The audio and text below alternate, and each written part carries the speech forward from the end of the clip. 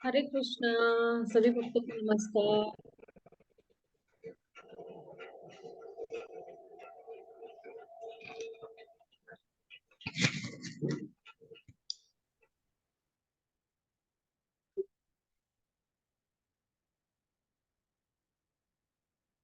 हम लोग शुरू करते हैं। ओम अज्ञानतिमिरन्धस्य ज्ञानाञ्जनाशलाकाय चक्षुरुन्मिलितं येन तस्मै श्रीगुरवे नमः। ओम नमो भगवते वासुदेवाय। ओम नमो भगवते वासुदेवाय। ओम नमो भगवते वासुदेवाय।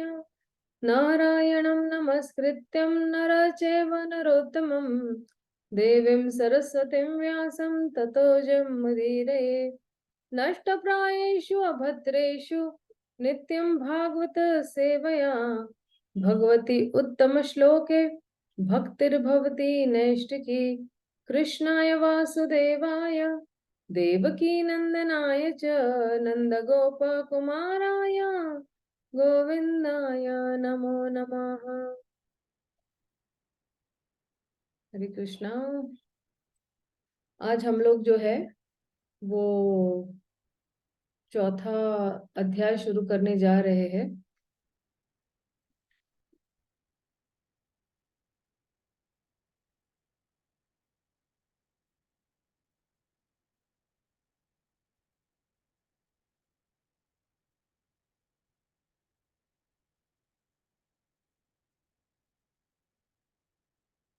तो ये वाले जो श्लोक में है, ये वाले जो अध्याय में है, ये हो रहा है कि अभी शौनक आदि से ऋषि और प्रश्न पूछ रहे हैं सुखदेव गोस्वामी को। और सूत गोस्वामी को सुनने के बाद शौनक आदि ऋषि जो है वो और गुणगान कर रहे हैं। तो आइए देखते हैं।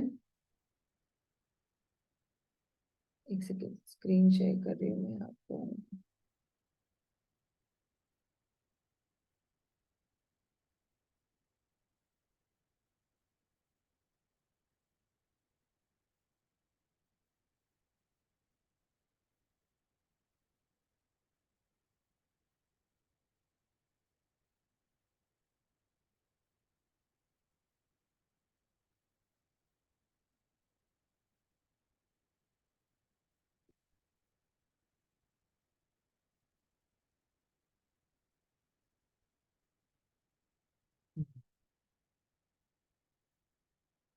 तो इस वाले अध्याय में नारद जी का प्राकट्य होने वाला है। तो सूत गोस्वामी ऐसे बोलते हैं।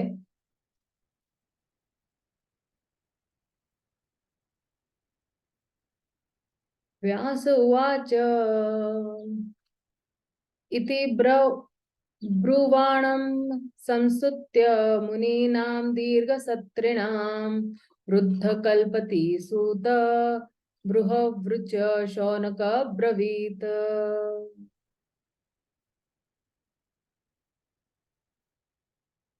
पायल लता माता जी, मैं आपको अनम्यूट कर रही हूँ, पढ़िएगा जरा। जी, हरे कृष्णा माता जी, दंडवत प्रणाम। प्रणाम माता जी। अनुवाद।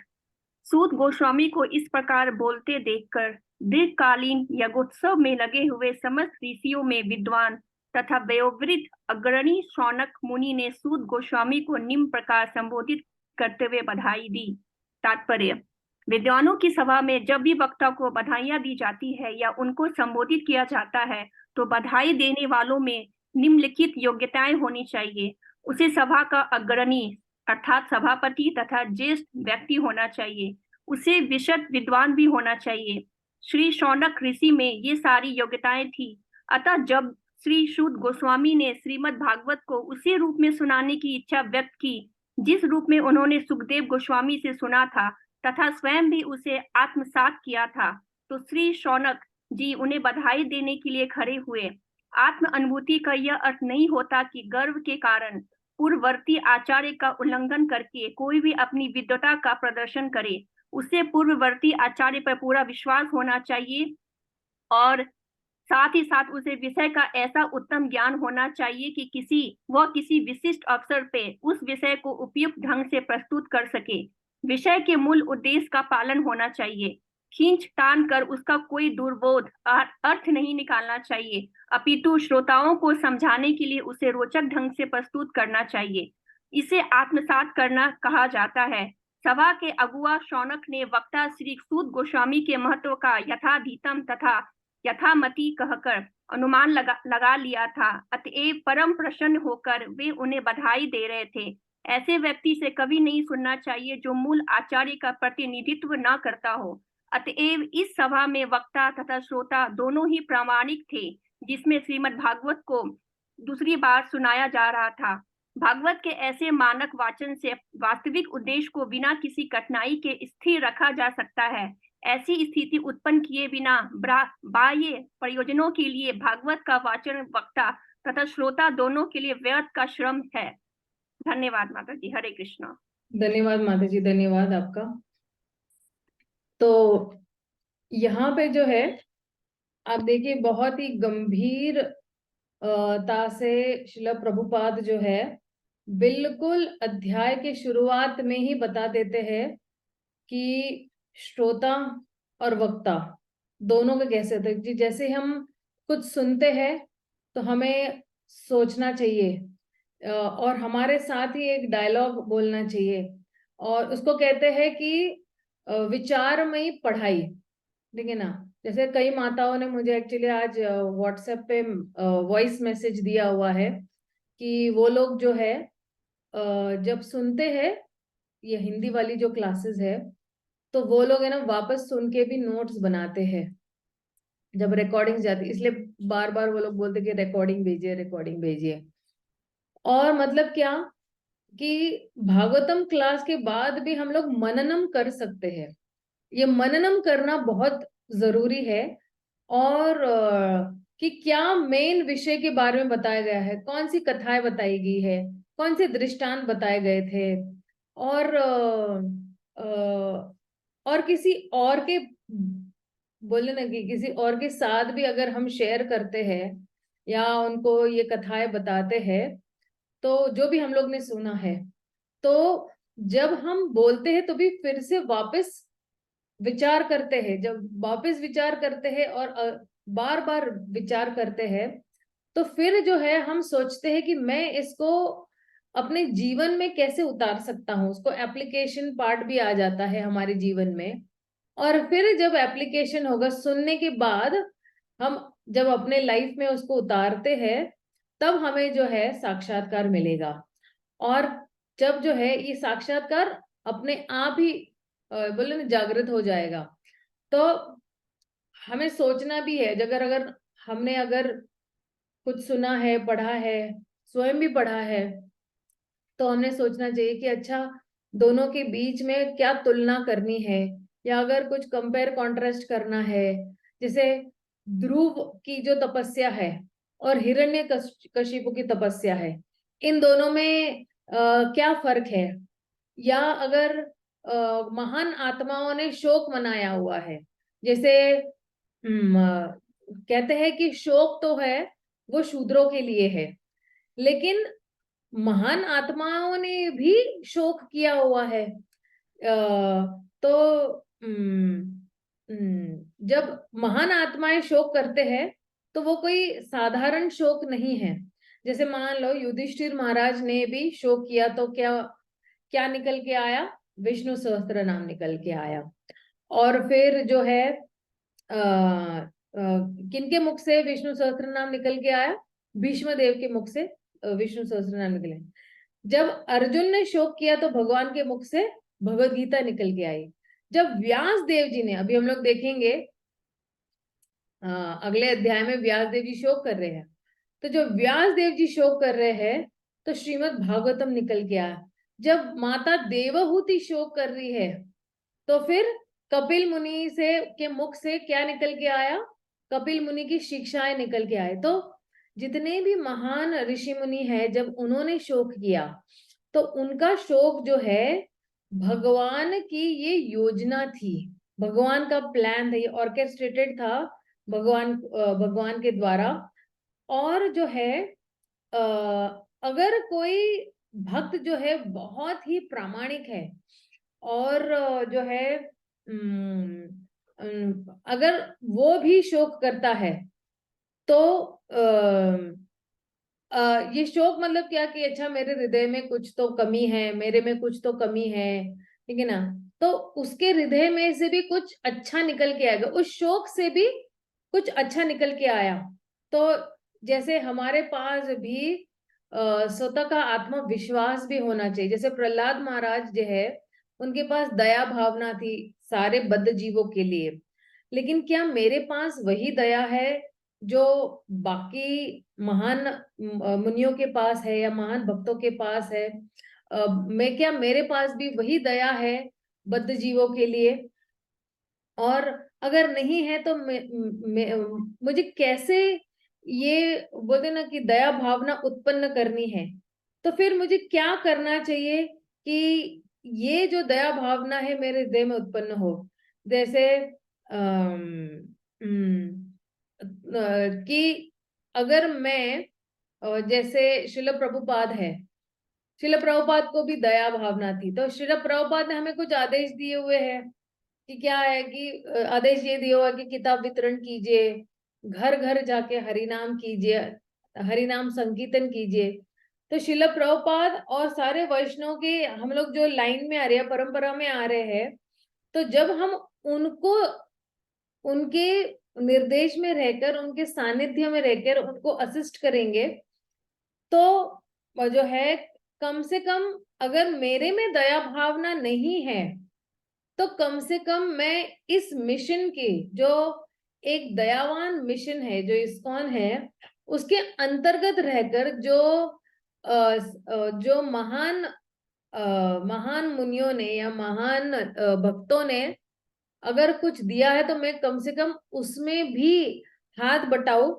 और फिर जो है क्योंकि हमारा जो मिशन है, इस्कॉन का मिशन है, वो एक्चुअली दयावान मिशन है। दयालुता प्रकट करता है।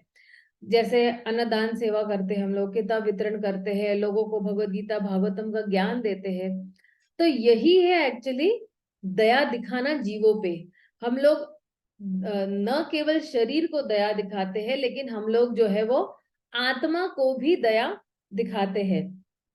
तो यही ज्ञान जो है इसको परिवर्तन करना है समझ में, और फिर जो है इसको कैसे मैं अपने जीवन में उतारूंगी और किस तरह से इसको मैं अच्छी तरह से प्रस्तुत भी करूंगी। तो इसी ज्ञान को फिर विज्ञान में कैसे बदलना है, तो इस तरह से मैं हमेशा सोचूंगी कि कैसे जो है जैसे एक बार जो है परम मुझे राधानाथ महाराज को है ना रूपानुगा इंस्टीट्यूट शुरू करना था, और वहां पे बहुत सारे बड़े बड़े स्कॉलर्स थे, पूरे देश विदेश से आए हुए थे, और उनको जो है भागवतम का पन्ना टू पन्ना पता था, श्रीमद् भागवतम का। और जो है जो बिल्कुल मतलब जैसे ना 20,000 30,000 लोगों को बिल्कुल मतलब दंग करके रह जाए। और वहां पे जो है मतलब जैसे बोले ना कि भागवतम वक्ताओं की कोई कमी नहीं, लेकिन अब जो है वहां पे जो है जो कोई भी भागवतम के अनुसार वो जी रहा है, जो भागवतम के अच्छे गुणों को धारण कर सकता है और जो उनके व्यवहार को धारण कर सकता है, श्रीमद् भागवतम के जितने भी कैरेक्टर्स है या जितने भी पात्र है, अब उनके अच्छे गुण कैसे, तो इसलिए जो है भागवतम कैसे इंटैक्ट रखा जा सके, इस पे पूरी चर्चा हो रही थी। इसलिए जो है हमारे प्रचार में जो है हमें यही देखना है कि कैसे हम भागवतम को आगे बढ़ा सके, या भागवतम वितरण करे, भागवतम का ज्ञान दे, लोगों को भागवतम से जोड़े, या ज्यादा से ज्यादा लोगों को, मित्रों को, सहेलियों को, अगल बगल वालों को, जितने लोगों को हम जानते हैं, हम भागवतम से जोड़ सकते होंगे। तो ये जो पहले श्लोक का जो उसको बोलते हैं ना कि थीम उसको बोलते हैं, या उसका मेन यही है कि साक्षात्कार क्या है। साक्षात्कार मतलब ये नहीं कि एक व्यक्ति ने जो है कि कोई जो है कि सिर्फ जस्ट मन घड़त तरीके से जो है आप कुछ बोल रहे हो। साक्षात्कार मतलब जो है कि आप जो है बिल्कुल अपने से सीख कर, या पूर्ववर्ती आचार्यों को भी उल्लंघन न करते हुए, आप में पूरा कॉन्फिडेंस होना चाहिए कि जो है आप जो है पूर्णतया रूप से जो है आप इस मैटर को अच्छी तरह से आप समझ सको और इसको आसान भाषा में भी इसको परिवर्तित करके बता सको। तो उसके लिए जो है मुझे याद है जब मैं ये भागवतम की चीज अटेंड कर रही थी, तो इसके लिए ना 3 फॉर्मूला थे, उन्होंने बताया था। तो ये तीन तीन फॉर्मूला क्या है, LCD फॉर्मूला। LCD मतलब क्या, ल यानी एल यानी क्या, लर्न, लर्न यानी सीखना। तो उसके नीचे भी क्या आता है कि डिजायर आता है या इच्छा आती है कि नहीं, मेरे पास एक बहुत तीव्र इच्छा है कि मुझे जो है अपना निचला स्वभाव है उसको दमन करना है, और मेरा जो ऊंचा स्वभाव है, हायर नेचर है, उसको क्या करना है, मुझे ऊंचा उठाना है। फिर मेरे के पास प्लान होना चाहिए। प्लान मतलब क्या, मैं सिस्टमेटिकली प्लान करूंगी और सिस्टमेटिकली मैं अपने आप में बदलाव लाऊंगी। तो उसके लिए हमारे पास कोई स्मार्ट प्लान होना चाहिए कि मैं सुबह कितने बजे उठूंगी, कितने बजे सोऊंगी या सोऊंगा, या कितने बजे मुझे कितने घंटे मुझे पढ़ना है, या 15 मिनट पढ़ना है, 20 मिनट पढ़ना है। और फिर जो है मुझे सुनना भी है, तो मुझे लेक्चर सुनना है, क्योंकि जब हम लेक्चर्स को सुनते हैं तो जो है हमारी जो लर्निंग है वो तुरंत ही ऊंचाई तक ले जा सकती है। तो उसको कहते हैं श्रवणम, तो सुनना। और फिर जो है चौथा आता है निश्चय। निश्चय मतलब क्या कि मुझे निश्चित रूप से अपने आप में बदलाव देखना ही है, और उस बदलाव लाने के लिए मैं कुछ भी करने के लिए तैयार हूं। तो ये दृढ़ निश्चय होना बहुत जरूरी है। फिर एल हो गया, ये एल के नीचे ये सारे आ गए। लर्न के नीचे क्या आ गया, डिजायर करो कि नहीं, मुझे अपना निचला स्वभाव देना है। मान लो अगर हम लेजी है, या हमारे पास कुछ गलत आदतें हैं, या हम कुछ चीजों से एडिक्टेड है, तो वो वाला साला निचला स्वभाव है, तो उसको दे देना है आपने। और मुझे भी दे देना है ऑब्वियसली। और प्लान करना है। प्लानिंग से क्या होता है, मैंने महसूस किया हुआ है, जैसे मैं कल भी बता रही थी, मैं प्लान करती हूँ कि आज मुझे दिन में क्या क्या करना है। तो फिर है ना, मैं टू डू लिस्ट बनाती हूँ कि अच्छा ये सब करना है। तो जब मैं प्लान कर रही थी तो आधा एग्जीक्यूशन वही हो जाता है, क्योंकि आपको जो है जब प्लानिंग करते हैं ना तो एक मार्ग मिल जाता है कि अच्छा मुझे आज वाले दिन में मुझे ये वाले रास्ते पे जाना है। और फिर श्रवणम तो रोज करना ही है, और रोज हमारे पास निश्चय हो जाना चाहिए, डिटर्मिनेशन, ध्रुव महाराज जैसे ना निश्चय होना चाहिए कि अच्छा मुझे मतलब करना ही है। और ये निश्चय जो है, ये जो दृढ़ निश्चय वो कैसे आएगा पता है आपको? ये दृढ़ निश्चय जब हम सुबह में अपनी 16 माला अच्छी तरह से कंप्लीट करते हैं, तभी ये दृढ़ निश्चय अच्छी तरह से आ सकता है। तो ये हो गया एल। आइए सी, एलसीडी मैंने कहा था। तो सी यानी हम लोग कमिट करते हैं या वचन देते हैं या बोलते हैं ना कमिटमेंट करते हैं कि भाई अच्छा आज से मैं दोपहर को नहीं सोऊंगी। हालांकि मैं आज तो सोई थी ऑलमोस्ट हाफ एन आवर सोई थी मैं, लेकिन मैं आज नहीं सोऊंगी। या एक उत्साह होना चाहिए। उत्साह मतलब क्या? सिंसियरिटी, मतलब प्रामाणिकता होनी चाहिए और सीरियसनेस भी होनी चाहिए हमारे में। और फिर उस उत्साह के साथ साथ प्रयास भी करना है हमें। प्रयास कैसे करना है? इंटेलिजेंस के साथ करना है, बुद्धि के माध्यम से प्रयास करना है। जैसे मैंने कहा कि अगर आप लिख लेते हो ना, तो ये बुद्धि का ही एक्चुअली ये कार्य है कि हम जो क्या है बुद्धि से हम लोग क्या करते हैं, हम लोग ये सारे कार्य बुद्धि से। तो इंटेलिजेंटली प्लानिंग बनाना है और आपका दिन का एक समय जो है वो रीडिंग के लिए, श्रवण के लिए, नोट्स बनाने के लिए, मैं इन चीजों को कैसे अपने जीवन में उतारूंगी उसके लिए होना चाहिए।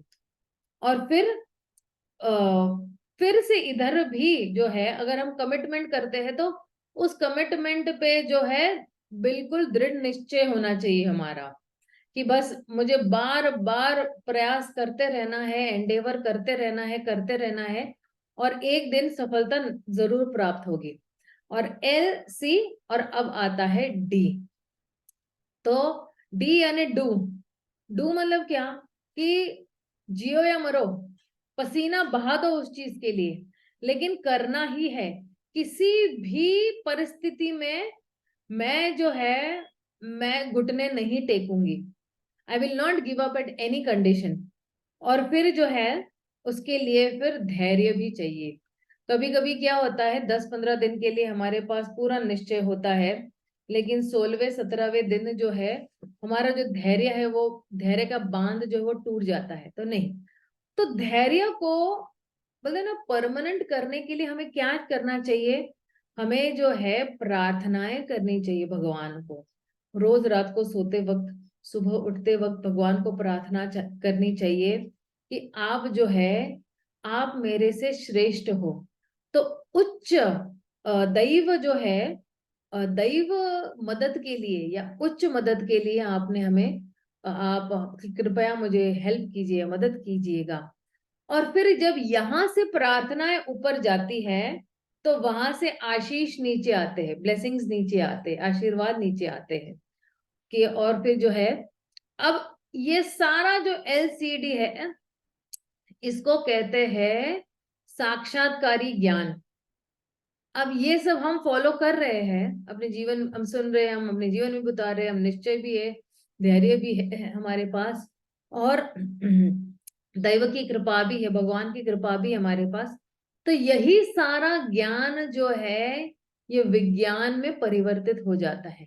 और यही जो है इस तात्पर्य में कहा गया है कि फिर आप मतलब कहते हैं कि कैसे मैं बिल्कुल बोलते ना मुझे बोलते ना व्यक्तिगत आत्म साक्षात्कार कैसे होगा? तो हमें बार बार हमारे साथ एक डायलॉग करना है। ठीक है ना, डायलॉग करना है कि मैं क्यों ये कर रही हूँ, किस लिए कर रही हूँ, क्या मैं मुझे मुझे विश्वास है कि भगवान श्री कृष्ण ही परम भगवान पुरुषोत्तम श्री कृष्ण है। और क्या मैं ये जो प्रचार कर रही हूँ अपने स्वतों को समझाने के लिए ये प्रचार कर रही हूँ, या मेरे पास कुछ कुछ ऐसा महत्व चीज है जो मैं दूसरों को बता सकूं और उनका भला हो सके। या तो फिर इसलिए मैं प्रचार करेगी, श्रील प्रभुपाद ने हमें प्रचार करने के लिए कहा हुआ है। तो हमारे पास जो है हमारे जितनी भी जेबें है वो टटोलनी है कि मैं क्यों प्रचार कर रही हूँ। 4-5 जेब होगी हमारे पास तो क्यों प्रचार कर रही हूँ। और फिर जो है इसमें से इन जितने भी पॉकेट्स है या जेब है उसमें से देखना है कि कौन सा पॉकेट मुझे बहुत भा जा रहा है। अच्छा, श्रील प्रभुपाद ने बताया इसलिए मैं प्रचार कर रही, तो ये जो है मेरी श्रद्धा बढ़ा रहा है, तो चलो इसलिए ही मैं करूं। तो अगर हम अपनी जो है अगर हम अपना जीवन जो है इस तरह से जो है बिना कोई परीक्षा के, या हमारे जो श्रद्धा है ऐसे ही हम लोग उसको रख देंगे, तो बहुत और बिल्कुल आराम की चीजें, आराम से अगर हम चीजें बैठ के करेंगे, तो ये फिर क्या हो जाएगा, ये सिर्फ बोले ना धार्मिक कार्य हो जाएगा, ये भक्ति का कार्य नहीं हो जाएगा कि ठीक ठीक है भाई ये करना है ये करना है। लेकिन जो है एक प्रचारक जो होता है, देखो क्योंकि ये मैं ये सब क्यों बता रही हूँ आपको, ये आप लोग भी प्रचारक इस फोरम पे है, और कुछ बनेंगे भी, और कुछ और बेहतर प्रचारक बनेंगे। तो प्रचारक वो है जो भगवान कृष्ण को दूसरों को देता है, और प्रचारक वो व्यक्ति है जो दूसरों को भगवान के करीब लेके आता है, और अम, और करीब जब लेके आता है तो वो महसूस करवाता है कि वो भगवान कृष्ण के बहुत करीब है। और प्रचारक ऐसा है कि जो बिल्कुल ही बोलते ना दूसरों में भगवान कृष्ण के लिए एक निष्ठा उत्पन्न करता है, और जो है इस तरह से जो है ये प्रचारक जो है बहुत अच्छी तरह से जो है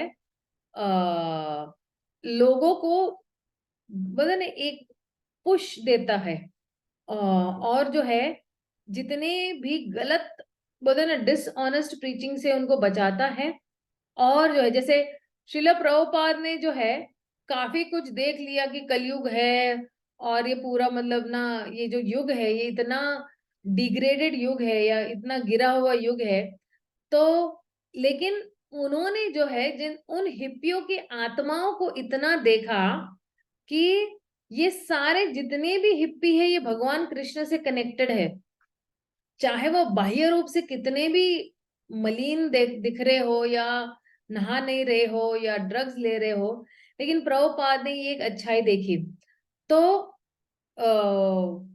जिसके पास एक दृढ़ विश्वास है भगवान के लिए, या जिसके पास एक फर्म कन्विक्शन है भगवान के लिए, तो वो दूसरों के लिए ये कृष्ण भावनामृत जो है वो इरेजिस्टिबली अट्रैक्टिव बना सकता है, बिल्कुल मतलब बोले ना आकर्षित बना सकता है वो दूसरों के लिए। तो इसलिए जो है हमें जो है एज अ प्रीचर, क्योंकि आप लोग भी आगे प्रचार करोगे, तो हमें जो है ये देखना है कि किसी को पुश नहीं करना है, किसी को कृष्ण के प्रति जो है आकर्षित बनाना है। और जब हम प्रचार कर रहे हैं तो हमारे में वो गर्व नहीं होना चाहिए। प्राय क्या होता है, इवन अगर आप देखोगे फैमिलीज में भी एक व्यक्ति अगर भक्त बन गया है या दो व्यक्ति भक्त बन गए हैं, तो उनको लगता है कि मैं कमल हूं और मेरे आसपास सिर्फ लोग जो है वो कीचड़ है। हमें ऐसे नहीं सोचना है, हमें ये दासत्व की भावना रखनी है कि मैं जो हूं ये नहीं जो भक्त बने मैं इनका भी दास हूं, मैं इनसे भी निचले स्तर का हूं। और दास का कर्तव्य होता है कि मालिक को जो है सबसे बढ़िया से बढ़िया सुविधा दे, in terms of coming closer to Krishna, भगवान के नजदीक आने के लिए जो है कैसी सुविधाएं मैं उत्पन्न कर सकूं, क्योंकि मैं हर एक जीवात्मा जो है यहाँ पे उनका दास हूं।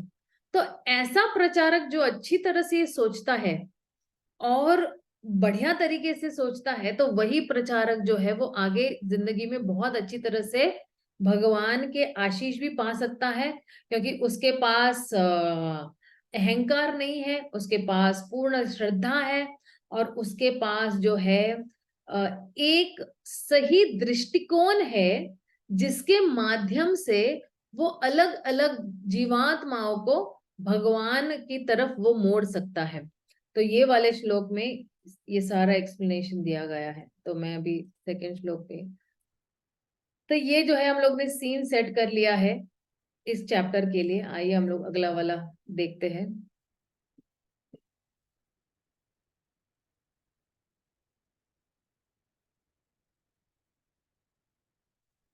तो अब जो है शौनक आदि ऋषि जो है वो गुणगान करने वाले हैं। तो कहते हैं कि सूत सूत महा सॉरी शौनक शौनक उवाच सूत सूत महाभाग वदनो वदतांबर कथां भागवती पुण्यां यदाह भगवान शुकः।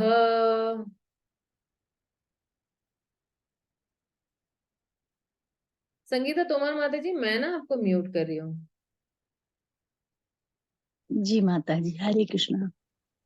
शौनक ने कहा, हे सूत गोस्वामी, जो बोल सकते हैं तथा सुना सकते हैं, उन सबों में आप सर्वाधिक भाग्यशाली सम्माननीय है। कृपा करके श्रीमद् भागवत की पुण्य कथा कहे, जिसे भगवान तथा शक्ति संपन्न ऋषि सुखदेव गोस्वामी ने सुनाई थी।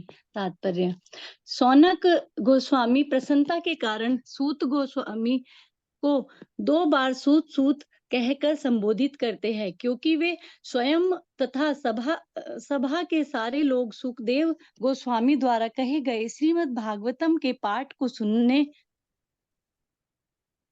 सुनने के लिए उत्सुक थे। वे किसी ऐसे नकली व्यक्ति से नहीं सुनना चाहते थे जो निजी स्वार्थ के लिए अपने ही ढंग से व्याख्या करे। सामान्य रूप से भागवत के तथाकथित कथावाचक या तो पेशेवर वाचक होते हैं या तथाकथित विद्वान निर्विशेषवादी होते हैं, जो परम पुरुष की सविशेष दिव्य लीलाओं में प्रवेश नहीं पा सकते। ऐसे निर्विशेषवादी अपनी अपनी रुचि के अनुसार निर्विशेषवादी मत का समर्थन करने वाला कोई न कोई अर्थ निकालते हैं, एवं पेशेवर वाचक तो सीधे 10वें स्कंद में पहुंच कर भगवान की लीलाओं के गुह्यतम अंश की गलत व्याख्या करने लगते हैं। इन दोनों में से कोई भी वाचक भागवत सुनाने का अधिकारी नहीं होता। केवल ऐसा व्यक्ति जो सुखदेव गोस्वामी की तरह भागवत प्रस्तुत करने को तैयार हो, तथा केवल वे लोग जो सुखदेव गोस्वामी तथा उनके प्रतिनिधि से सुनने के लिए को तैयार हो। श्रीमद् भागवतम की दिव्य चर्चा के प्रामाणिक भागीदार है। प्रामाणिक भागीदार है। धन्यवाद माता जी, धन्यवाद। तो जैसे अब देखिए, शौनक आदि ऋषि की जो है ना, बोलते ना कि गुण बताए हुए थे पहले श्लोक में, और अब यहाँ पे जो है सूत गोस्वामी के, अब शौनक आदि ऋषि की क्या गुण बताए थे कि वह वृद्ध है, यानी सबसे बड़े है, एल्डरली है, या कुलपति है, मतलब एक जो सभा है उसका कोई मुखिया होना चाहिए, तो वो कुलपति थे। और वो जो है वो बिल्कुल बहवृचः, बहुत पढ़े लिखे भी थे शास्त्रों में। और फिर जो है यहाँ पे जो है तो एक सभा में जो है, अगर किसी व्यक्ति के पास ये सारे गुण है, तो वो जो स्पीकर है, जो सूत गोस्वामी है, उनकी जो है वो गुणगान कर सकता है। तो और आगे भी बोल रहे कि आप महाभाग हो, वदताम वर हो, मतलब स्पीकरों में भी जो वक्ताओं में भी जो है आप श्रेष्ठ हो, और जो है आप कृपया करके हमें श्रीमद् भागवतम के संदेश सुनाइएगा। इस तरह से वो कृपा याचना करते हैं। तो फिर आगे कहते हैं कि वो जो है पूछते हैं, भागवतम के इतिहास के बारे में प्रश्न पूछ रहे हैं। कस्मिन् युगे प्रवृत्तयं स्थाने वाकेन हेतुना कृत सच्चोदित कृष्णा कृतवान संहितां मुनि। तो पूछ रहे हैं आगे, अर्चना श्रॉफ माता जी, मैं आपको अनम्यूट कर रही हूँ, प्लीज पढ़िएगा जरूर। हरे कृष्ण माता जी। हरे कृष्णा। अनुवाद। यह कथा सर्वप्रथम किस युग में तथा किस स्थान में प्रारंभ हुई और किस कारण इसे प्रारंभ किया गया? महामुनि कृष्ण द्वैपायन व्यास ने इस साहित्य ग्रंथ को संकलित करने की प्रेरणा कहाँ से प्राप्त की? तात्पर्य, चूंकि श्रीमद् भागवत श्रील व्यासदेव की विशिष्ट कृति है, अतएव विद्वान शौनक मुनि अनेक प्रकार के प्रश्न कर रहे हैं। उन्हें ज्ञात था कि श्रील व्यासदेव अल्पज्ञ स्त्रियों, शूद्रों तथा द्विज परिवारों के पतित जनों को समझाने के लिए वेदों से लेकर महाभारत तक की पहले ही व्याख्या कर चुके हैं। श्रीमद् भागवत उन सबों से दिव्य है, क्योंकि इसमें कुछ भी संसारी नहीं है। अतएव पूछे गए प्रश्न अत्यंत बुद्धिमत्तापूर्ण एवं प्रशंसनीय है। हरे कृष्ण माता। हरे कृष्णा, हरे कृष्णा। धन्यवाद। आगे पढ़ते हैं।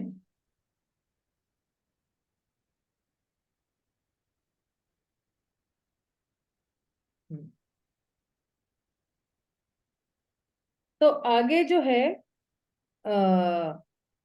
जितने भी ऋषि मुनि है ना, वो पूछते हैं, वो प्रश्न किनके बारे में पूछ रहे हैं? वो प्रश्न जो है सुखदेव गोस्वामी के बारे में पूछ रहे हैं कि सुखदेव गोस्वामी कौन थे, कहाँ से थे, सब ये सारे प्रश्न पूछेंगे। जैसे तस्य पुत्र महायोगी सम्यक निर्विकल्प निर्विकल्प एकांतमति उन्निद्र गूढ़ इव ईयते।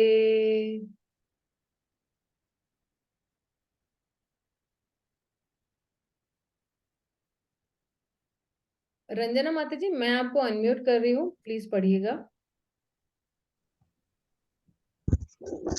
हरे कृष्णा माता जी, दंडवत प्रणाम।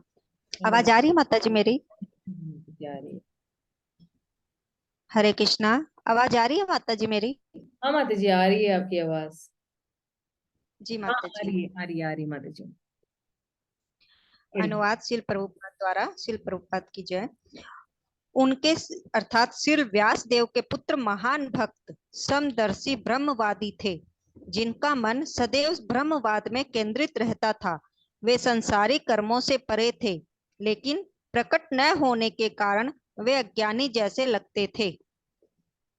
तात्पर्य, श्री सुखदेव गोस्वामी मुक्त जीव थे, अतएव वे सदैव जागरूक बने रहे कि वे माया पास में न उलझ जाएं। श्रीमद् भगवत गीता में इस जागरूकता की विस्तृत व्याख्या की गई है। मुक्त जीव तथा बद्ध जीव के पृथक पृथक कार्य हैं।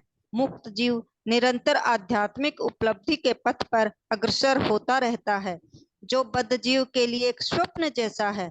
बद्ध जीव मुक्त जीव के वास्तविक कार्यों की कल्पना तक नहीं कर सकता। बद्ध जीव जहां इन आध्यात्मिक कार्यों का स्वप्न देखता है, वहीं मुक्त जीव जागृत रहता है। इसी प्रकार बद्ध जीव के कार्य मुक्त जीव को स्वप्नवत प्रतीत होते हैं। भले ही ऊपरी तौर पर बद्ध जीव तथा मुक्त जीव एक ही धरातल पर लगे, लेकिन वास्तव में वे भिन्न भिन्न कार्यों में लगे होते हैं और उनका ध्यान सदैव या तो इंद्रिय भोग पर या फिर आत्म साक्षात्कार की ओर लगा रहता है। बद्ध जीव पदार्थ में मग्न रहता है, जबकि मुक्त जीव पदार्थ से पूर्ण रूप से निरपेक्ष रहता है। इस निरपेक्षता की व्याख्या आगे की गई है। हरे कृष्णा। धन्यवाद। हरे कृष्ण माता जी, हरे कृष्ण, धन्यवाद। तो अभी जो है सुखदेव गोस्वामी के गुणों के बारे में बता रहे हैं कि कैसे जो है वो महायोगी है, परम भक्त है, समदृक है, बिल्कुल मतलब कहते हैं ना समदर्शी है, निर्विकल्प है, नितांत ब्रह्मवादी है। फिर उनका जो मन है वो एक निष्ठ है, तुरंत ही जो बोलते हैं ना कि एक ही चीज पे बिल्कुल केंद्रित है। और फिर वो जो है उन्निद्र है, और जो जितने भी भौतिक कार्य है उनसे वो जो है वो ट्रांसेंडेंटल है, मतलब उनको वो चीज जो है वो फर्क नहीं पड़ती है उनको। और गूढ़ो मूढ़ो इवियति, मतलब जो क्या है कि आ, आ, वो जो है मूड की तरह दिखते थे, लेकिन वो मूड नहीं थे। तो ये सारे जो है गुण है सुखदेव गोस्वामी के। क्योंकि जो लोग बिल्कुल भक्ति में अंदर लीन होते हैं ना, तो उनको बाह्य कोई भी चीज इतनी फर्क नहीं पड़ती है, वो बिल्कुल अपनी ही भगवान की ही स्थिति में मग्न रहते हैं। तो आगे कह रहे हैं, दृष्टा अनुयान्तम ऋषिम अजात्म अपि अनग्रम देव्य हि या परिधु न सूतया चित्रम तत्वीक्षय पृच्छति मनो जगदूतव अस्तित स्त्री पुं भितात न तु सूतस्य विविक्त दृष्टते। तो आगे पढ़ते हैं हम लोग। ये 5वां है। ये वाला भी काफी अच्छा तात्पर्य है प्रभुपाद ने जो लिखा है। आइए हम इसको पढ़ते हैं। प्रीति मोकाशी माता जी आप पढ़िए जरा। हरे कृष्णा माता जी, दंडवत प्रणाम। हरे कृष्णा। जब श्रील व्यासदेव अपने पुत्र के पीछे पीछे जा रहे थे तो नग्न स्नान कर रही सुंदर तरुणियों ने वस्त्रों से अपना शरीर ढक लिए। यद्यपि श्रील व्यासदेव स्वयं नग्न न थे, लेकिन जब उनका पुत्र वहीं से गुजरा था तब उन्होंने वैसा नहीं किया था। मुनि ने इसके बारे में पूछा तो तरुणियों ने उत्तर दिया कि उनका पुत्र पवित्र है और जब वह उनकी ओर देख रहा था तो उसने स्त्री तथा पुरुष में कोई भेद नहीं माना, लेकिन मुनि तो भेद मान रहे थे। श्रील प्रभुपादा की जय। तात्पर्य: श्रीमद् भगवद गीता 5.18 में कहा गया है कि विद्वान साधु अपनी आध्यात्मिक दृष्टि के कारण किसी विद्वान भद्र ब्राह्मण, चंडाल, कुत्ते या गाय पर समान दृष्टि रखने वाला होता है। श्रील सुखदेव गोस्वामी ने वह अवस्था प्राप्त कर ली थी, अतएव उन्होंने स्त्री या पुरुष में भेद नहीं देखा। उन्होंने तो समस्त जीवों को भिन्न वेश में देखा। स्नान करती स्त्रियां पुरुष के मन को उसकी चेष्टाओं से जान गईं। जिस प्रकार शिशु को देखकर कोई भी यह जान लेता है कि वह कितना निर्दोष है, श्रील सुखदेव गोस्वामी 16 वर्ष के तरुण थे, अतएव उनके शरीर के सभी अंगों का विकास हो चुका था। वे नग्न भी थे और स्त्रियां भी नग्न थी, लेकिन चूंकि श्रील सुखदेव गोस्वामी काम व्यापार से परे थे, अतएव जिस प्रकार उन्होंने स्त्रियों की ओर देखा वह पूर्ण रूप से निर्दोष था और उसका भौतिक व्यापार से कोई संबंध नहीं था। स्त्रियां अपने विशिष्ट गुणों से इसे तुरंत जान गई, अतएव उन्होंने श्री सुखदेव मुनि के आने पर कोई ध्यान नहीं दिया। लेकिन जब उनके पिता उधर से गुजरे तो स्त्रियों ने तुरंत वस्त्र ओढ़ लिए। श्री व्यासदेव वृद्ध थे और पूरे कपड़े पहने हुए थे। ये स्त्रियां उनकी पुत्रियां या पौत्रियों जैसी ही थी। फिर भी श्री व्यासदेव के आने पर उनमें सामाजिक परंपरा के अनुसार प्रतिक्रिया हुई, क्योंकि श्री व्यासदेव गृहस्थ की भूमिका निभा रहे थे। गृहस्थ को स्त्री तथा पुरुष में भेद बरतना होता है, अन्यथा वह गृहस्थ नहीं हो सकता। अतएव मनुष्य को चाहिए कि स्त्री तथा पुरुष के प्रति आसक्ति से रहित होकर शरीर और आत्मा का अंतर जाने। जब तक उसके मन में ऐसा अंतर रहे तब तक उसे श्री सुखदेव गोस्वामी जैसा सन्यासी बनने का प्रयत्न नहीं करना चाहिए। कम से कम सैद्धांतिक रूप से मनुष्य को समझ ही लेना चाहिए कि जीव न तो स्त्री है न पुरुष। बाहरी वेश को प्रकृति ने पदार्थ से इसलिए तैयार किया है कि उसमें विपरीत लिंग के लिए आकर्षण उत्पन्न हो, जिससे वह इस भौतिक जगत में उलझा रहे। मुक्त जीव इस विकृत भेद से परे होता है। वह दो जीवों में अंतर नहीं मानता। उसके लिए सभी एक ही आत्मा है। इस आध्यात्मिक दृष्टि की पूर्णता मुक्त अवस्था कहलाती है और श्री सुखदेव गोस्वामी ने वह कर ली थी। श्री व्यासदेव भी दिव्य अवस्था में थे, किंतु गृहस्थ होने के कारण प्रथावश वे अपने को मुक्त जीव नहीं मानते थे। हरे कृष्ण माता जी। धन्यवाद माता जी, धन्यवाद। माता जी, आप बद्ध जीव का भी मीनिंग बताएंगे प्लीज? बद्ध जीव मतलब कंडीशन सोल। जो हम लोग बद्ध जीव है क्योंकि हम अच्छा 3 गुणों में बंधे हुए हैं यहाँ पे। और जी। जब हम लोग यहाँ से भगवत धाम चले जाएंगे तो हम मुक्त जीव कहलाएंगे।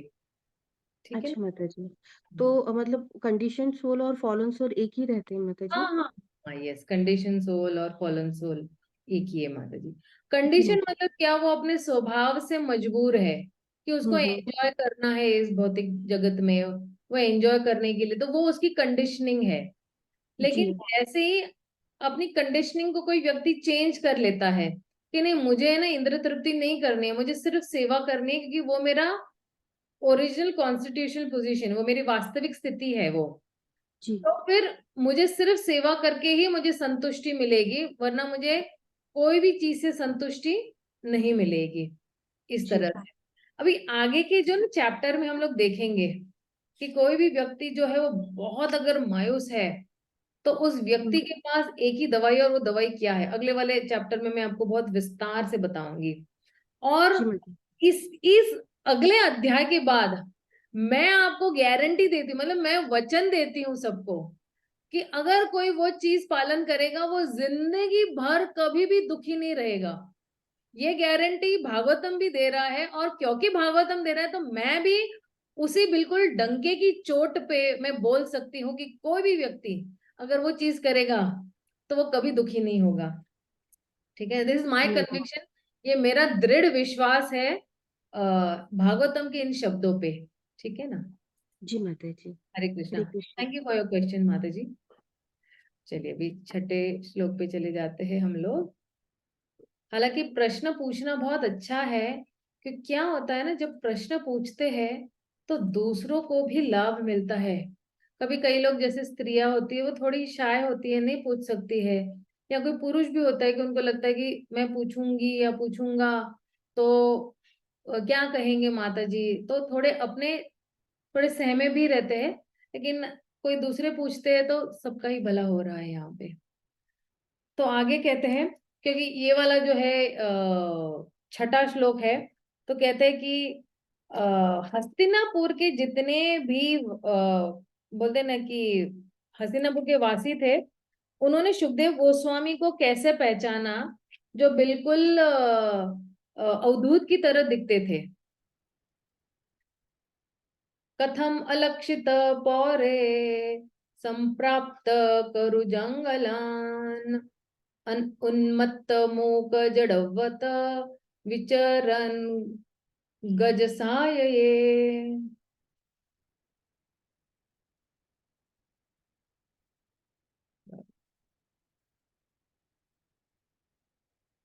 मनीषा माता जी मैं आपको अनम्यूट कर रही हूँ, प्लीज पढ़िए।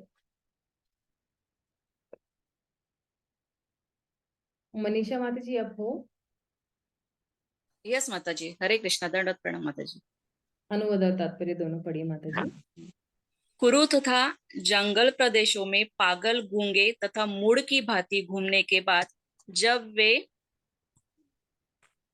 वे माता जी दिख नहीं रहा है ये। हम्म? अब हस्तिनापुर नगर में प्रविष्ट हुए तो वहां के नागरिकों ने उन्हें कैसे पहचाना। तात्पर्य, आधुनिक दिल्ली नगर पहले हस्तिनापुर कहलाता था, क्योंकि इसकी स्थापना पहल राजा हस्ती ने की थी। अपना पितृगृह त्यागने के बाद गोस्वामी शुकदेव पागल की भांति इधर उधर भटक रहे थे। अतएव उनकी उच्चस्थ अवस्था को जान पाना नागरिकों के लिए अत्यंत कठिन था। अतः मुनि को देखकर नहीं अपितु सुनकर पहचाना जाता है। मनुष्य को चाहिए कि साधु या मुनि के पास दर्शन के लिए नहीं अपितु सुनने के लिए जाए। यदि वह साधु के वचनों को सुनने के लिए तैयार न हो तो जाने से कोई लाभ नहीं है। सुखदेव गोस्वामी साधु थे और वे भगवान की दिव्य लीलाओं के विषय में प्रवचन कर सकते थे। उन्होंने साधारण नागरिकों की सनकों को संतुष्ट नहीं किया। जब उन्होंने भागवत पर प्रवचन किया तब लोग उन्हें पहचान पाए। उन्होंने कभी जादूगर जैसी जादूगरी दिखाने का प्रयास नहीं किया। बाहर से वे जड़, गूंगे, पागल व्यक्ति जैसे प्रतीत हो रहे थे, लेकिन वास्तव में वे महान, माता जी थोड़ा ऊपर कीजिए, नहीं, महान दिव्य दिव्य रूप से उच्चस्थ पुरुष थे। हरे कृष्ण माता जी। धन्यवाद माता जी। तो यहाँ पे कह रहे हैं कि अगर हम साधु के शब्दों को सुनने के लिए तैयार नहीं है तो फिर कोई लाभ ही नहीं है साधु के पास जाने के लिए। और हमें कैसे साधु को देखना चाहिए, और साधुओं ने भी हमें कैसे देखना चाहिए। तो हमें साधु को कैसे देखना चाहिए, हम साधु को कानों से देखते हैं। जैसे ही कोई व्यक्ति जो है, क्योंकि साधु जो है वो देखकर हम लोग नहीं पहचान पाएंगे, जब वो बोलता है कितने साक्षात्कारी शब्द बोल रहा है, तो तुरंत ही जो है ऑडियंस जो है या श्रोताओं के हृदय में तुरंत ही परिवर्तन की भावना जागृत हो जाती है कि अच्छा आज मैं जैसे ही घर जाऊंगा मुझे ये पहले करना है, क्योंकि ये महात्मा जी ने ये बताया, ये साधु ने ये बताया हुआ है। तो साधु मतलब जब वो कुछ बोलता है तो, क्योंकि आप इसका ना साइंस भी देखिए, इसका विज्ञान भी देखिए, जब कोई शुद्ध भक्त या साधु जब प्रवचन कर रहा होता है तो वो जो है भगवान के चरण कमलों पे ध्यान कर रहा होता है, और जब वो भगवान के चरणों पे ध्यान कर रहा होता है और उसके मुख से जो है शब्द निकल रहे हैं, तो भगवान के चरण की जो रज है वो वहां से उठाकर वो अपने शब्दों के माध्यम से पूरे श्रोतागणों पे वो छिड़क रहा है, और उनके हृदय में वो बोलते ना कि परिवर्तन लाने की कोशिश कर रहा है।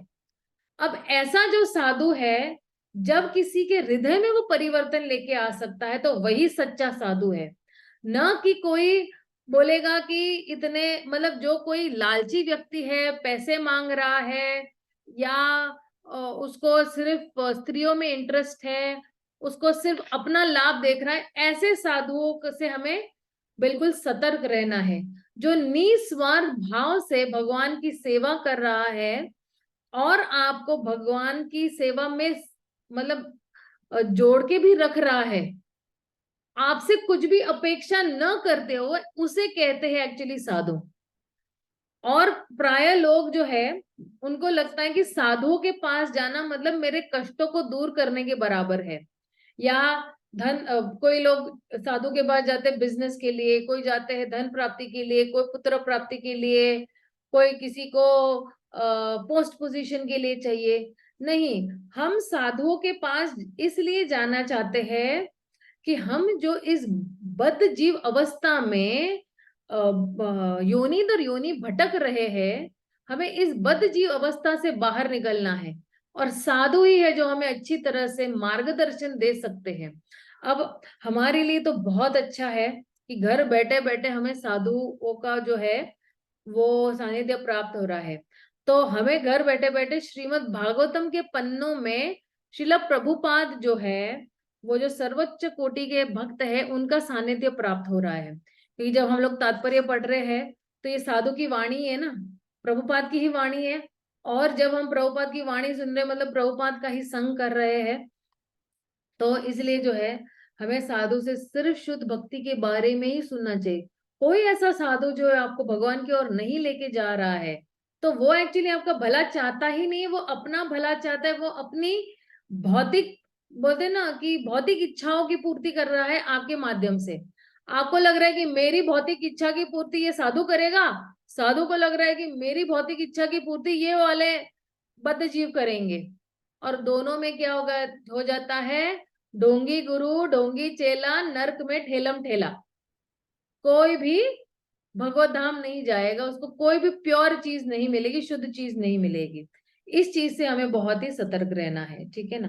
सॉरी, कभी कभी मैं ना बहुत स्ट्रेट फॉरवर्ड बोलती हूँ, क्योंकि इन द सेंस कि मासूम जनता को बहुत लोग फंसाने के लिए बैठे हुए, लेकिन थोड़ा अगर हम फॉर्मली बोलेंगे तो मासूम जनता को पता भी चलेगा कि हमें कौन से व्यक्ति से सुनना है, कौन से व्यक्ति से नहीं सुनना है। आइए, तो फिर जो है अगला वाला श्लोक है, तो कि कैसे कि अब सुखदेव गोस्वामी और परीक्षित महाराज की मीटिंग कैसे हुई, वो कैसे मिले एक दूसरे को, बता रहे हैं। कथम वा पांडवेयस्य राजर्षे मुनिना सह संवाद संभूतात् यत्रोषा सात्वती श्रुति।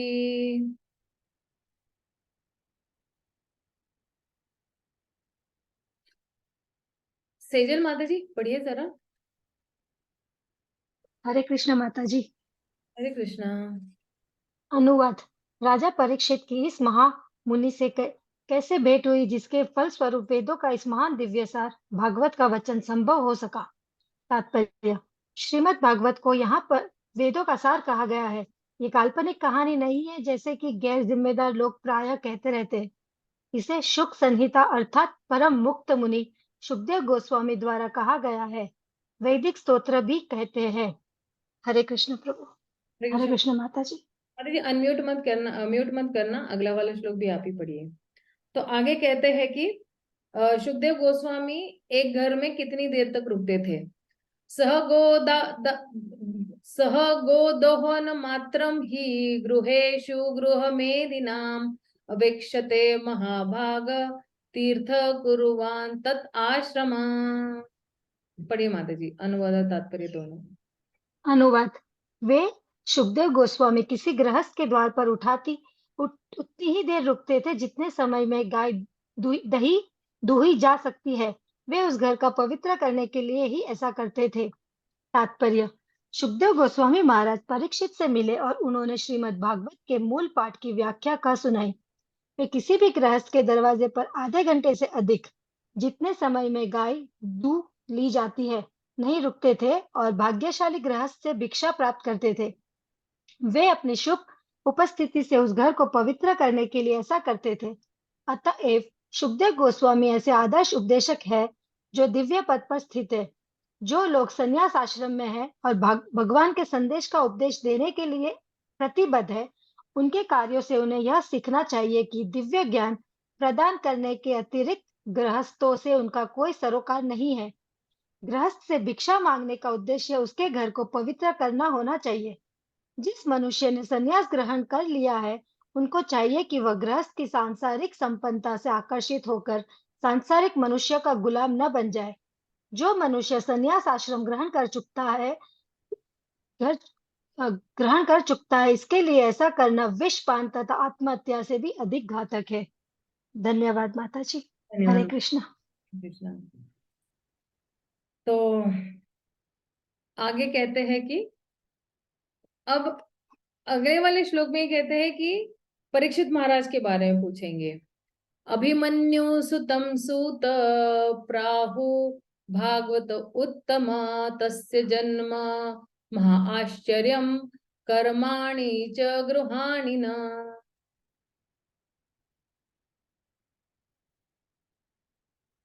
प्रिया तुलसियानी माता जी, मैं आपको अनम्यूट कर रही हूँ। जी माता जी, हरे कृष्णा। हरे कृष्णा। पढ़िए। कहा जाता है कि जी कहा जाता है कि महाराज परीक्षित उच्च कोटि के भगवत भक्त थे और उनके जन्म तथा कर्म अत्यंत आश्चर्यजनक थे। कृपया उनके विषय में हमें बताएं। तात्पर्य। महाराज परीक्षित का जन्म आश्चर्यजनक है क्योंकि भगवान श्री कृष्ण ने उनकी रक्षा उनकी माता के गर्भ में की थी। उनके कार्यकलाप भी आश्चर्यजनक हैं क्योंकि उन्होंने गाय का वध करने के लिए उद्यत कली को प्रताड़ित किया। गाय का वध करने का अर्थ है मानव सभ्यता का विनाश। वे पाप के उत्कट प्रतिनिधि से गाय की रक्षा करना चाहते थे। उनकी मृत्यु भी आश्चर्यजनक है क्योंकि उन्हें मृत्यु की पूर्व सूचना प्राप्त हो चुकी थी, जो किसी मतर्य प्राणी के लिए आश्चर्यजनक है। इस तरह उन्होंने गंगा के तट पर आसीन होकर और भगवान की दिव्य लीलाओं को सुनते हुए प्रयाण करने की तैयारी कर ली थी। जब वे भागवत का श्रवण करते रहे, उन्होंने न तो भोजन किया, न जल ग्रहण किया, न ही वे एक क्षण सोए। अतः उनकी सारी बातें आश्चर्यजनक हैं और उनके कार्यकलाप ध्यान से सुनने योग्य हैं। यहाँ पर उनके विषय में विस्तार से सुनने की इच्छा की गई है। हरे कृष्ण। धन्यवाद माता जी, धन्यवाद। तो आगे परीक्षित महाराज के गुणगान हो रहे हैं कि परीक्षित महाराज के जो गुण हैं उनके बारे में। स सम्राट कस्य वाहे तो पांडुनाम मानवर्धन प्राय उपविष्ट गंडायम अनाधत्य अधिराट श्रियम।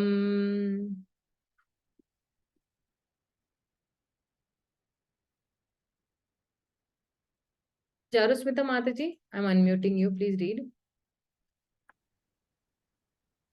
हरे कृष्णा माता जी, एम आई ऑडिबल? यस जी, ऑडिबल। अनुवाद।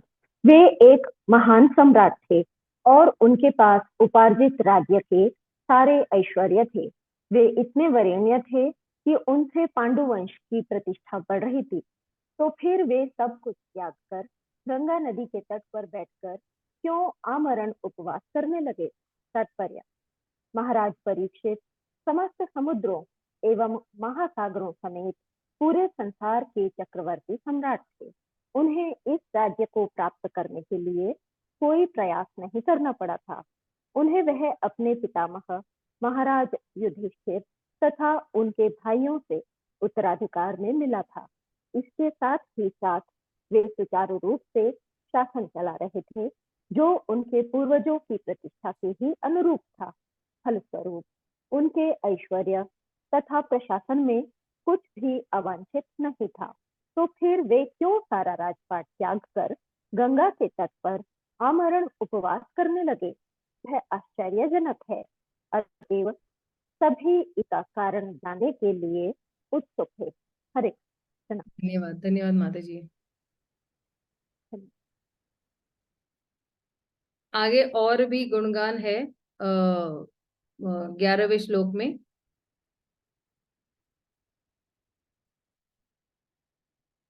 नमन्ति यत्पादनिकेतम् आत्मनं शिवाय हानिय धानि शत्रव कथ स वीर श्रियमंक दुस्त्यज्याम युवैशतः उत्सृष्टम अहो सह असुभी। लता ईश्वर माता जी, मैं आपको अनम्यूट कर रही हूँ, प्लीज पढ़िएगा जरा। हरे कृष्ण माता जी। हरे कृष्ण। अनुवाद। वे इतने बड़े सम्राट थे कि उनके सारे शत्रु आकर अपनी भलाई के लिए उनके चरणों पर अपना शीश झुकाते थे और अपनी सारी संपत्ति अर्पित करते थे। वे तरुण और शक्तिशाली थे और उनके पास अलभ्य राजसी ऐश्वर्य था। तो फिर वे अपना सर्वस्व, यहाँ तक कि अपना जीवन भी क्यों त्यागना चाह रहे थे? तात्पर्य, उनके जीवन में कुछ भी अवांछनीय नहीं था। वे नवयुवक थे और शक्ति एवं ऐश्वर्य के साथ जीवन का भोग कर सकते थे। अतएव सक्रिय जीवन से विराम लेने का कोई प्रश्न नहीं उठता था। उन्हें राज्य कर वसूलने में कोई कठिनाई नहीं थी, क्योंकि वे इतने शक्तिशाली एवं वीर थे कि उनके शत्रु भी उनके चरणों में शीश झुकाते थे और अपने ही हित के लिए अपनी सारी संपत्ति भेंट कर जाते थे। महाराज परीक्षित पवित्र राजा थे। उन्होंने शत्रुओं को जीत लिया था, अतएव उनका राज्य वैभव संपन्न था। उसमें प्रचुर अन्न, दूध तथा धातुएं थी और सारे पर्वत तथा नदियां क्षमताओं से भरपूर थी। फलतः भौतिक दृष्टि से सब कुछ संतोषप्रद था। अतएव इस असमय में अपना साम्राज्य एवं जीवन त्याग करने का कोई प्रश्न नहीं उठना चाहिए था। मुनिगण इसके विषय में सुनने के लिए आतुर थे। हरे कृष्ण माता जी। धन्यवाद माता जी।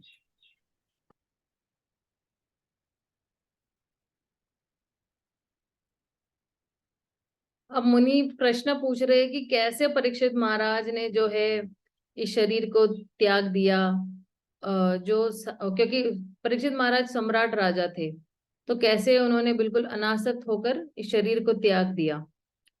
शिवाय लोकस्य भवाय भूतये यह उत्तम श्लोक परायण जना जीवन्ति नामार्थमसौ पराश्रय मुमोच निर्विद्य कुतः कलेवरम।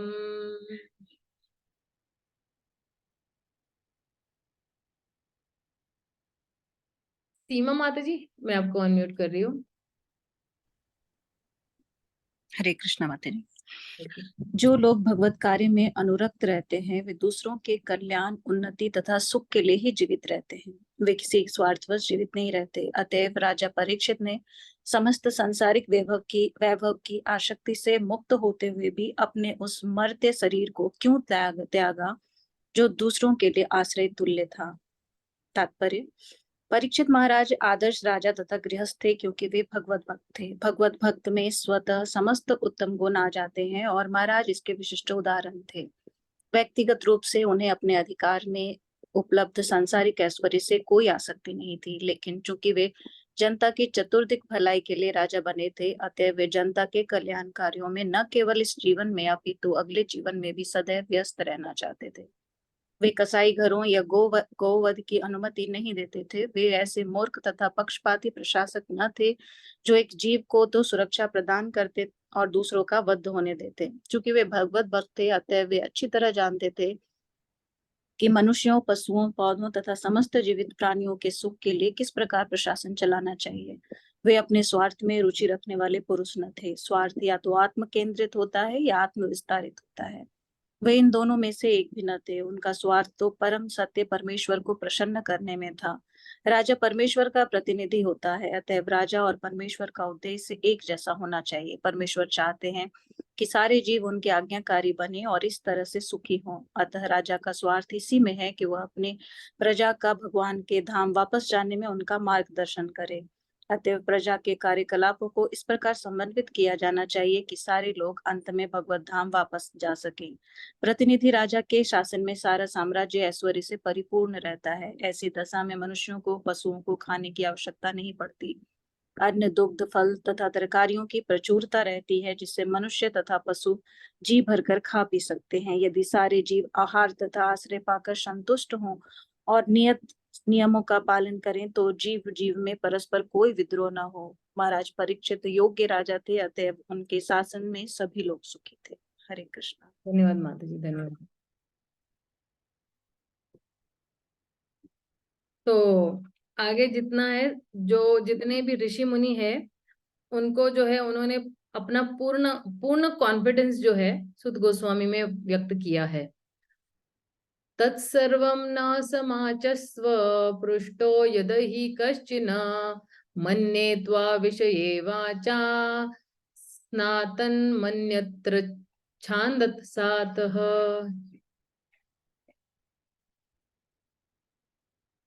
प्रीति माता जी, मैं आपको अनम्यूट कर रही हूँ, प्लीज पढ़िए जरा अनुवाद तात्पर्य।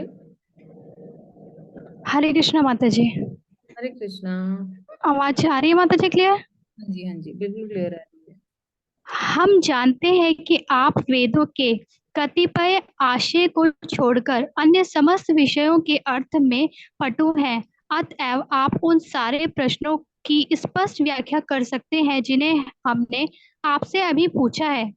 तात्पर्य: वेदों तथा पुराणों में वही अंतर है जो ब्राह्मणों एवं परिवर्जकों में होता है। ब्राह्मणों वेदों में वर्णित कुछ सकाम यज्ञों को संपन्न करने के लिए होते हैं, लेकिन परिवर्जक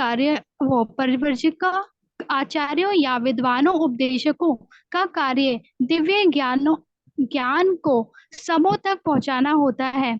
अतएव परिव्राजकाचार्य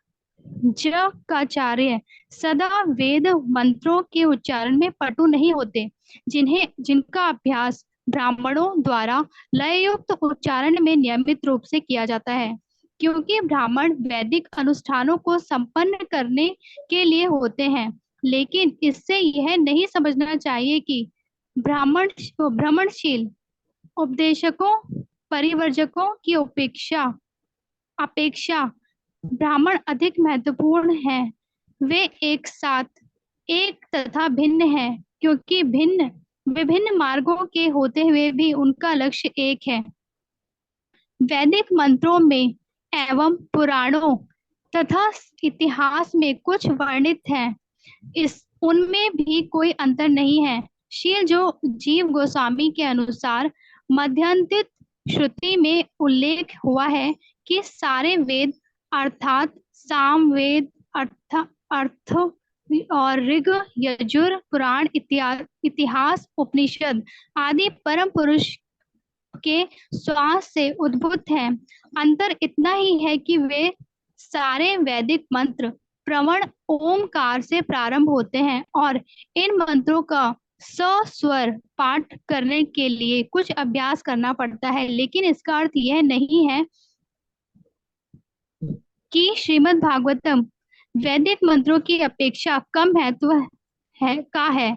इसके विपरीत यह समस्त वेदों का पक्का फल है, जैसा कि पहले कहा जा चुका है। जिसके अतिरिक्त परम मुक्त पुरुष शील सुखदेव गोस्वामी सुप्रसिद्ध होते हुए भी भागवत के अध्ययन में लीन रहते हैं।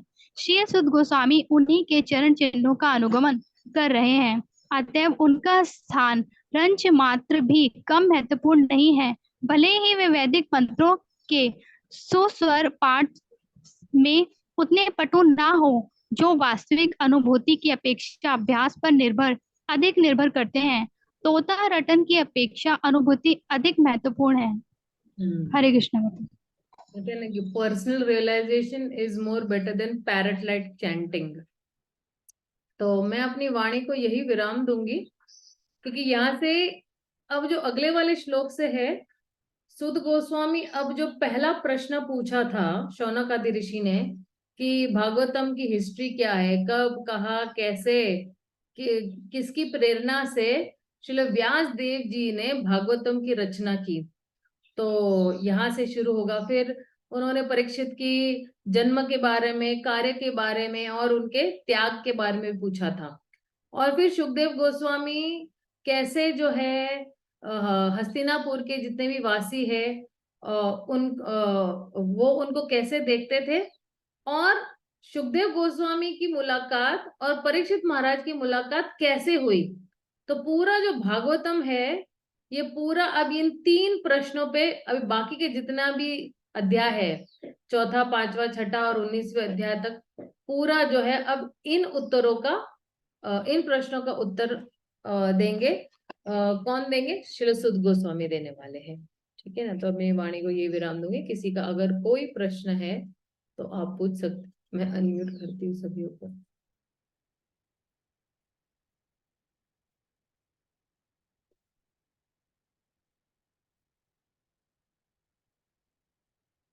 किसी का कोई प्रश्न नहीं है? ठीक है। हरे कृष्ण माता जी। हाँ माता जी पूछिए। मुझे माता जी लास्ट श्लोक का वेद और पुराण का डिफरेंस समझ में नहीं आया। एक को ब्राह्मण और एक को परिवार को कहा गया है, मतलब not able to understand that माता जी। एक्चुअली ना परिव्रजकाचार्य ने क्या, वो गांव गांव जाके भगवान का प्रचार करते हैं। इनको परिव्रजक एक जगह पे 3 दिन से ज्यादा नहीं रुकते, उनको परिव्रजकाचार्य कहते हैं। ठीक है ना। और वेद और पुराण में फर्क ये है कि पुराणों में जो है कहानियां बताई गई है, बहुत सारी स्टोरीज बताई गई है, और वेदों में जो है almost you can say philosophy बताई गई, टेक्निकलिटीज बताई गई कि how to live life, how dharma, artha, काम, मोक्ष, इसके बारे में इलेबोरेटली बताया गया है वेदों में। तो ये डिफरेंस है वेद पुराण। अब उपनिषद भी है, तो उपनिषद में भी बहुत सारी कहानियां आती है, महिमाएं आती है, अलग अलग देवी देवताओं के बारे में भी आती है। तो ये डिफरेंस है। लेकिन सिर्फ भगवत गीता और भागवतम यही 2 मतलब ग्रंथ है जो सारे वेदों का सार है, पुराणों का भी सार है, उपनिषदों के भी सार है। और जब, जैसे मैंने कहा था कि जब सारे वेद और पुराणों का जो मंथन जब किया जाता है, तब उससे जो उत्पन्न होता है, जो क्रीम उत्पन्न होता है, ये जो मक्खन उत्पन्न होता है, वो है श्रीमद् भागवतम। क्योंकि श्रीमद् भागवतम सारे वेद पुराण उपनिषद का सार है। अब हमारे पास इतना टाइम नहीं है ना कि वेद उपनिषद पुराण पढ़ते जाएंगे, तो अब जो है वो कंसोलिडेटेड जो ज्ञान है सारे वेद पुराण और उपनिषदों का, वो सारा ज्ञान जो है हमें भागवतम में मिलने वाला है। ठीक है ना माता जी। हरे कृष्णा माता जी। धन्यवाद माता जी। हाँ माता जी। पायलता माता जी पूछिए। माता जी मेरा 2 प्रश्न है। पहला तो श्लोक नंबर 10 में परीक्षित महाराज के गुणगान हो रहे, उसमें उन्होंने आमरण उपवास किया। माता जी आमरण मतलब यहाँ पे? आमरण मतलब मरने तक उपवास किया था, क्योंकि उनको जो है वो श्राप मिला था कि 7 दिन में आपकी मृत्यु हो जाएगी। तो तुरंत ही उन्होंने क्या किया, सारा राजपाट अपने पुत्रों को देके वो चले गए गंगा के तट पे, और सुखदेव गोस्वामी से 7 दिन 7 रात बिना सोए, बिना पानी पिए, बिना कुछ खाए पिए जो है मरने तक उन्होंने उपवास किया, और सुखदेव गोस्वामी से 7 दिन 7 रात भागवतम सुनी माता जी। जी। और माता जी एक और प्रश्न है। श्लोका नंबर 13 में यहाँ पे दिया है माता जी कि इसके अतिरिक्त परम मुक्त पुरुष श्री सुखदेव गोस्वामी स्वरूप सिद्ध होते हुए भी श्रीमद् भागवतम के अध्ययन में लीन रहते थे। स्वरूप सिद्ध मतलब यहाँ पे स्वरूप सिद्ध भक्ति से है माता जी, या फिर क्या? सिद्ध मतलब क्या कि जो नित्य सिद्ध होते हैं ना, उनको पता है कि उनका आध्यात्मिक जगत में क्या रोल है। जैसे गोलोक में किसी का स्वरूप हो सकता है कि वो गाय है या मोर है, तो सुखदेव गोस्वामी जो है आध्यात्मिक जगत में जो है वो श्रीमती राधा रानी का तोता है, पर्सनल तोता है। और ये तोते जो होते हैं वो बहुत ही निपुण होते हैं रटने में। आप जो बोलोगे वो वैसे ही रटेंगे। तो ये श्रीमती राधा रानी का ये पर्सनल तोता है श्री सुखदेव गोस्वामी, जो उनके पास जो गुह्य ज्ञान है भगवान के बारे में, वो ज्ञान किसी और के बारे में नहीं है, आध्यात्मिक जगत का स्पेशली। ठीक है ना माता जी? जी माता जी, धन्यवाद। किसी का और कोई प्रश्न है? ठीक है, मैं अपनी वाणी को ये विराम दूंगी, आज की रिकॉर्डिंग भेज दूंगी। 3-4 दिन की रिकॉर्डिंग्स जो नहीं भेजी थी आज भेज दी है मैंने। ग्रंथराज श्रीमद् भागवतम की जय, श्रील प्रभुपाद की जय, गौर भक्त वृंद की जय। हरे कृष्णा।